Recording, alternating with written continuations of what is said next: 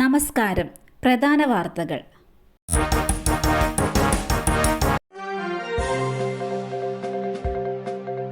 തിരഞ്ഞെടുപ്പിന് പ്രാധാന്യം നൽകി ശക്തമായി മുന്നോട്ടു പോകും KPCC അധ്യക്ഷൻ സണ്ണി ജോസഫ്. തെരഞ്ഞെടുപ്പുകളിൽ UDFനെ ഒരുക്കുന്നതിനുള്ള പരിപാടികളുമായി മുന്നോട്ടു പോകാൻ തീരുമാനിച്ചുവെന്നും പുനഃസംഘടനയുമായി ബന്ധപ്പെട്ട കാര്യങ്ങൾ പാർട്ടി തലത്തിൽ ആലോചിക്കുമെന്നും സണ്ണി ജോസഫ് പറഞ്ഞു. ഹൈക്കമാൻഡ് വിളിച്ച യോഗത്തിൽ പങ്കെടുത്തതിനു ശേഷം മാധ്യമങ്ങളോട് പ്രതികരിക്കുകയായിരുന്നു അദ്ദേഹം.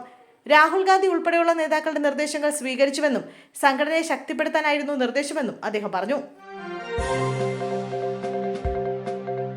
കോടഞ്ചേരിയിൽ അപ്രതീക്ഷിത മലവെള്ളപ്പാച്ചിൽ, കുടുങ്ങിയത് 100-ലേറെ വിനോദസഞ്ചാരികൾ. കോടഞ്ചേരി നാരങ്ങാത്തോട് പതങ്കയത്ത് അപ്രതീക്ഷിതമായി ഉണ്ടായ മലവെള്ളപ്പാച്ചിലിൽ 150-ലേറെ വിനോദസഞ്ചാരികൾ കുടുങ്ങി. ഇന്ന് വൈകിട്ട് 4-ഓടെയാണ് മലവെള്ളപ്പാച്ചിലുണ്ടായത്.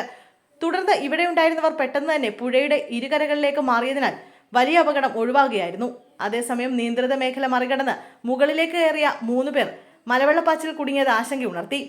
അപകട മേഖലയിലെത്തിയ മുക്കം അഗ്നിരക്ഷാസേന പിന്നീട് 3 പേരെയും സുരക്ഷിതമായി താഴെ ഇറക്കുകയായിരുന്നു. തലശ്ശേരിയിൽ 2 വിദ്യാർത്ഥികൾ മുങ്ങി മരിച്ചു. താമരശ്ശേരി പുനലൂരിലാണ് സംഭവം.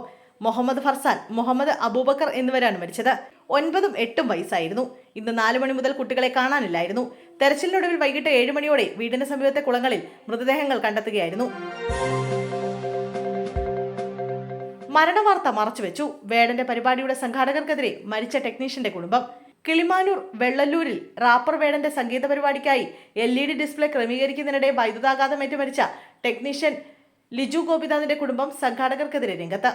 മഴ പെയ്ത് നനഞ്ഞുകിടന്ന പാടത്തായിരുന്നു പരിപാടി സംഘടിപ്പിച്ചതെന്ന് കുടുംബം ആരോപിച്ചു. 10,000-കണക്കിന് കാണികൾ തടിച്ചുകൂടിയ പരിപാടിയിൽ ആവശ്യമായ സുരക്ഷാ സൗകര്യങ്ങൾ ഏർപ്പെടുത്തിയിരുന്നില്ലെന്നും കുടുംബം കുറ്റപ്പെടുത്തി.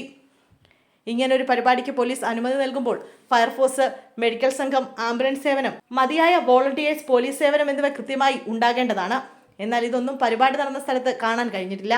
ലിജുവിന്റെ മരണവാർത്ത മറച്ചുവെച്ച് വളരെ വൈകിയ ശേഷമാണ് പ്രോഗ്രാം ക്യാൻസൽ ചെയ്തതായി അറിയിച്ചതെന്നും കുടുംബം പറഞ്ഞു. തിരക്ക് കാരണം വേടന് സ്റ്റേജിലെത്താൻ സാധിക്കില്ല എന്ന് കാട്ടിയാണ് സംഘാടകർ പരിപാടി ക്യാൻസൽ ചെയ്തതായി അറിയിച്ചത്. രോഷാകുലരായ ജനം ചെളിവാഴി എറിയുകയും പിന്നീട് അത് സംഘർഷത്തിൽ കലാശിക്കുകയും ചെയ്തു. ഇതെല്ലാം പോലീസിനെ കയ്യും കെട്ടി നോക്കി നിൽക്കേണ്ടി വന്നുവെന്നും ആരോപണമുണ്ട്. മരണത്തിന് ശേഷം സംഘാടകർ കുടുംബത്തെ വിളിക്കുക പോലും ചെയ്തില്ലെന്നും ഇവർ പറയുന്നു. പത്തനംതിട്ട തിരുവല്ലയിൽ ബിവറേജസ് ഗോഡൌണിൽ വൻ തീപിടുത്തം. വലിയ രീതിയിലുള്ള തീപിടുത്തമാണ് ഉണ്ടായത്. കെട്ടിടം പൂർണ്ണമായും കത്തിയമർന്ന തീ മുകളിലേക്ക് ഉയരുകയാണ്. തീ അണയ്ക്കാനുള്ള ശ്രമം തുടരുകയാണ്. ഇന്ന് രാത്രിയോടെയാണ് തീപിടുത്തം ഉണ്ടായത്. തിരുവല്ല പുളിക്കീഴ് ബിവറേജസ് കോർപ്പറേഷന്റെ മദ്യം സൂക്ഷിക്കുന്ന ഗോഡൌണിലാണ് സംഭവം. സംഭവത്തെ തുടർന്ന് ചങ്ങനാശ്ശേരി, തകഴി, തിരുവല്ല എന്നിവിടങ്ങളിലെ ഫയർഫോഴ്സ് സംഘം സ്ഥലത്തെത്തി. ഗോഡൌണിൽ മുഴുവൻ തീ പടർന്നതോടെ കുപ്പികളടക്കം പൊട്ടിത്തെറിക്കുന്നുണ്ട്. വലിയ രീതിയിൽ പൊട്ടിത്തെറി ഉണ്ടാകുന്നതിനാൽ തീ അണയ്ക്കുന്നതിന് വെല്ലുവിളി നേരിടുന്നു.